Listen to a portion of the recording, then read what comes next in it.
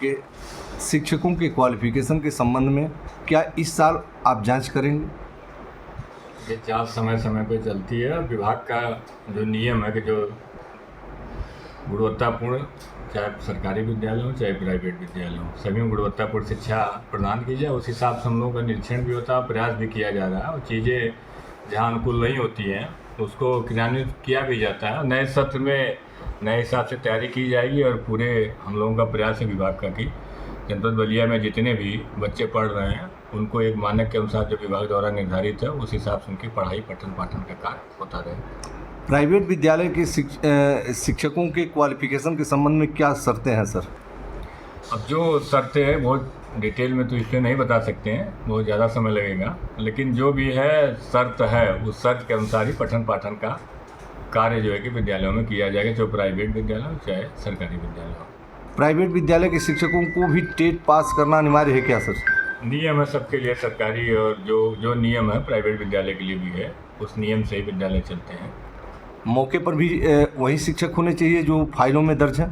नहीं, जांच में तो रहते हैं, जो नियम वही है। अगर जांच में कहीं आएगा कहीं तो उसको देखा जाएगा, फिर कार्रवाई की जाएगी। क्या विद्यालयों के खिलाफ कार्रवाई होगी सर? उन विद्यालयों के अब जांच की जाएगी, अगर उसमें कहीं पाया जा रहा है कि वो शिक्षक जो हैं जो रजिस्टर्ड शिक्षक हैं विद्यालय में नहीं मिल रहे हैं, कोई दूसरे हैं, तो वही विद्यालय को नोटिस दी जाएगी, जो भी नियमानुसार विभाग की कार्रवाई की जाएगी। यानी जुलाई से आप तत्पर रहेंगे, गलत तरीके से विद्यालय का संचालन नहीं होगा? नए सत्र में नए तरीके से हर बार होता है, अभियान चलता है। जो भी बिना मान्यता के स्कूल है उनके खिलाफ अभियान चलाया जाता है। हम लोग का प्रयास है कि बिना मान्यता के कोई भी स्कूल न चले।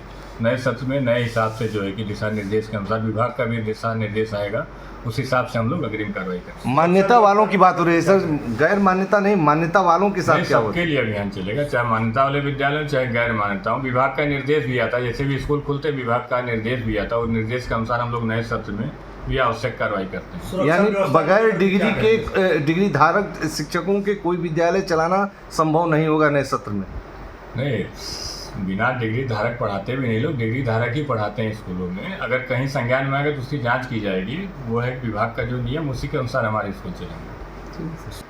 सुरक्षा व्यवस्था के लिए जिन विद्यालयों में वाहन चलते हैं उसके लिए हर महीने में जो है कि सड़क सुरक्षा की बैठक भी की जाती है, और जिलाधिकारी महोदय की अध्यक्षता में वो बैठक की जाती है। उसमें यही है कि वाहन जो भी विद्यालयों में रजिस्टर्ड वाहन हो, वाहन का फिटनेस प्रमाण पत्र हो, जो बस के चालक हों उनका ड्राइवरी लाइसेंस हो, अन्य भी जो चीज़ें हैं विद्यालयों में जो एक सुरक्षा के दृष्टि से जो बच्चों के पास विद्यालयों में जो है फायर सेफ्टी को लेकर के क्या कहेंगे? फायर सेफ्टी के लिए नए सत्र में जो है कि उसके लिए हम लोग करेंगे कि हर विद्यालयों में जो है कि फायर सेफ्टी रहे, कहीं जिससे कि भविष्य में कोई दुर्घटना विद्यालयों में न घटे। सर देखा जाता है कभी जो विद्यालय हैं उसमें देखा जाता है कि डग्गा मार भी वाहन भी प्रयोग किया जाता है। आरटीओ साहब जांच करते हैं, वो उसकी कमेटी हर महीने बैठती है, और जो वाहन जो है कि फिटनेस में नहीं उनको वाहन को जो है कि आरटीओ वो परिवहन विभाग द्वारा जो कि बाहर भी किया जाता है। मेन जांच उन्हीं लोग करते हैं, लेकिन उसमें जो भी अगर कहीं मानक के विपरीत जो भी है तो उससे हम लोग कार्रवाई करेंगे।